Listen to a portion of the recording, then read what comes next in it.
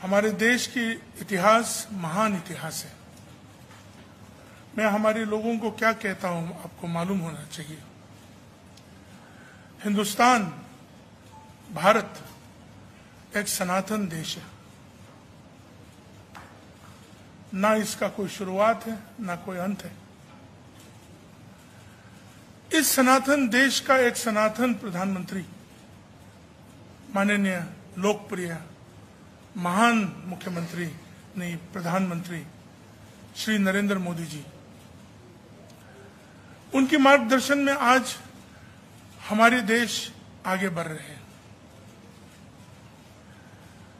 सनातन होने का एक स्वरूप सबको लेके चलने का,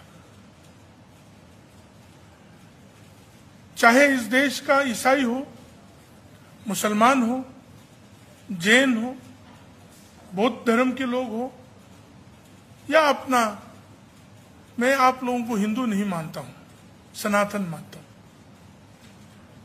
आप सबको लेके चल रहे हैं। हमें भी, दूसरे धर्म के लोगों को भी सनातन के साथ रहने का और उस चीज को स्वीकार करने का मनोबल होना चाहिए और समझना चाहिए।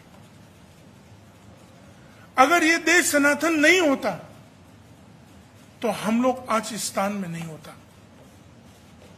और हमारी हिंदू भाइयों और बहनों को मैं बहुत नमन करता हूं, क्योंकि आप लोगों की विचारधारा में सनातन है। सब चीजों में, हर रूप में भगवान देखता है, इसलिए आप सबों को लेकर चल रहा है। ये देश सिर्फ अपने देशवासियों के लिए एक एग्जाम्पल नहीं है, विश्व के लिए एक एग्जाम्पल है। हमारे देश में जितने अलग अलग विभिन्न जनजाति और अलग अलग कास्ट, अलग अलग, हर 200 किलोमीटर में, 200 मीटर में अलग एक व्यवहार वाला आदमी, अलग एक धर्म या अलग सोच विचार वाला आदमी मिल जाते हैं, उस देश को हम सब एक करके लेके चलना पड़ेगा। मैं दिल्ली में बहुत बार आता हूं और मैं कहता हूं हमारे यहां अधिकारियों को, हमारी सुनील जी जो है हमारे बड़ा भाई, और मोदी जी सबसे बड़ा भाई, वो लोग तो पूर्वोत्तर में रह के आए हैं, वो लोग जानते हैं। बहुत बार जब यहाँ नीति बनते हैं तो मैं यहाँ नीति के विषय में बहुत बार नीति बनाने वाला अफसरों के साथ में सुझाव देता हूँ। कभी कभार आके आप लोग वहाँ प्रवास करिए, एक गांव में आके 1-2 हफ्ता रहिए, वहाँ के लोगों के साथ एक बार रहिए, या तो कभी टूरिस्ट के रूप से भी आइए। वहाँ की लोग कैसा रहते हैं, कैसा जीते हैं, क्या करते हैं, और वहाँ के सोच विचार कैसे हैं। आप देखेंगे कि पूर्वोत्तर के लोग और आदिवासी लोग जो है, आप लोगों को पूरा दिल खोल के आप लोगों को पूरा दिल में बुलाएंगे। सिर्फ जानना बाकी है, थोड़ा सा परखना बाकी है, तब नीति बनाने के समय में एक तरह का नीति सबकी उपलब्धियों के लिए बन सकेगा। हमें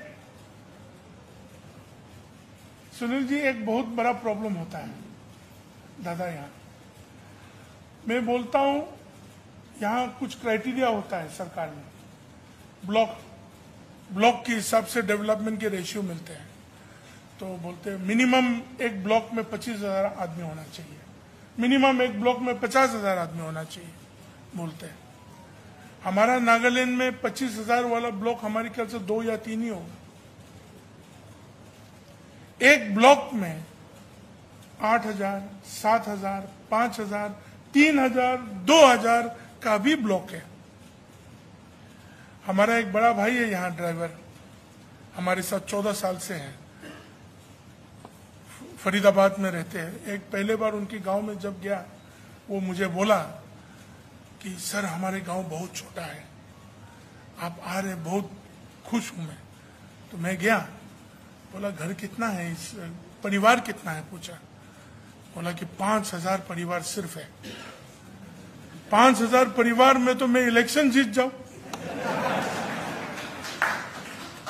तो उस तरह का तालमेल जो है, थोड़ा देश का इस हिस्सा का थोड़ा तालमेल अलग है, देश की पूर्वोत्तर के हिस्सा का तालमेल थोड़ा अलग है, मगर हम सब एक देशवासी हैं। नीति बनाने के समय इन चीजों को ध्यान में रखना चाहिए ताकि सब कोई को उपलब्धि हो।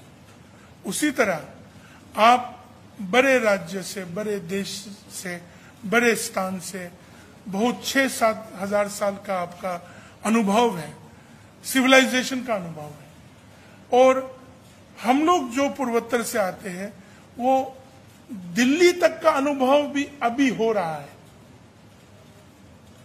तो हम चाहते हैं और विनती करता हूं आप सबों से कि ये अनुभव को बढ़िया बना दीजिए, सबके लिए बहुत बढ़िया अनुभव कर दीजिए पूर्वोत्तर। छोटे छोटे बातें हम याद करना चाहते हैं।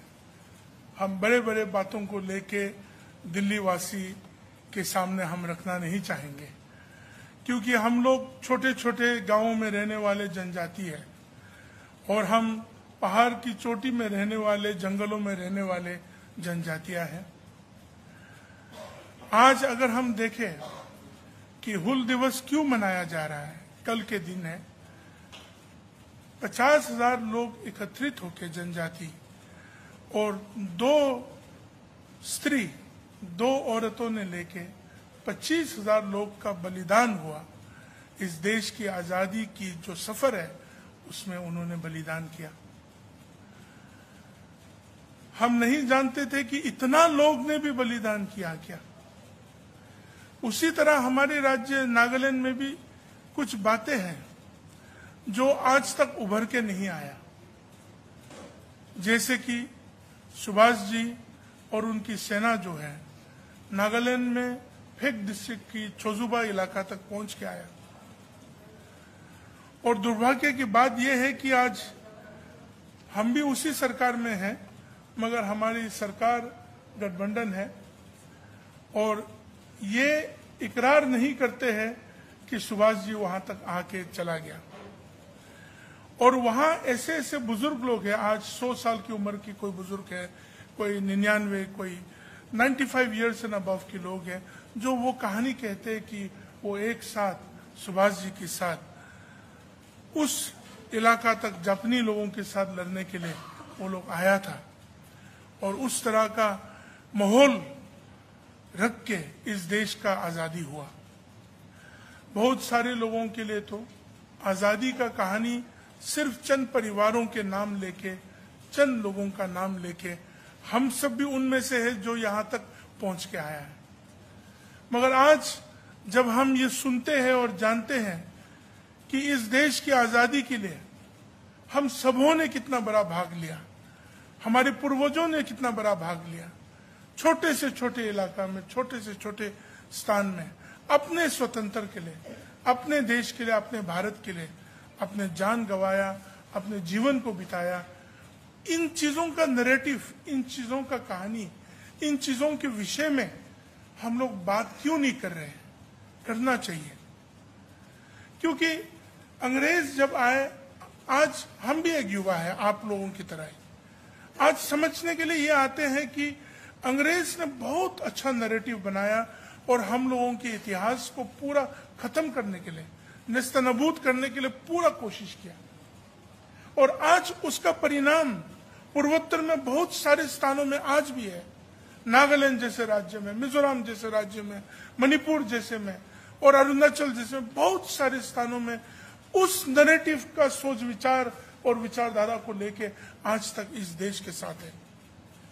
और हम सबों का काम बनते हैं कि उस विचारधारा को निकाल के जो सत्य विचारधारा है, सत्य नैरेटिव है, उस नैरेटिव के मार्गदर्शन में हमें लेके चलना चाहिए। आप लोग तो बहुत खुशनसीब वाले लोग हैं कि आपको जब कहे भारत माता की जय, कहिए ना, गर्वान महसूस होते हैं।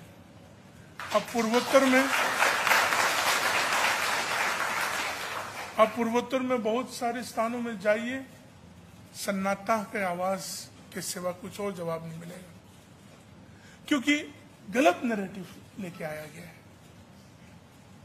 भारत माता की जय बोले तो चुपचाप रहेंगे। आज भी ऐसे स्थाने हैं जहां आप भारत के ध्वज को लहराना चाहेंगे तो आप अकेला हो जाएंगे, आपके साथ देने वाला नहीं रहेंगे। यहां तो रिपब्लिक डे और इंडिपेंडेंस डे के बाद तो आप तो फेंक देते हैं नाले में या डस्टबिन में छोड़ देते हैं। तो हम लोग तो कभी सोचते हैं कि आप लोग तो सौभाग्य है कि आप लोग यहां अपने इतना विशाल देश के साथ इतना स्वतंत्रता से आप जी रहे हैं, फिर भी उन नैरेटिवों को अभी तक सुधरने के लिए हम सबों का कोशिश नहीं हो रहा है।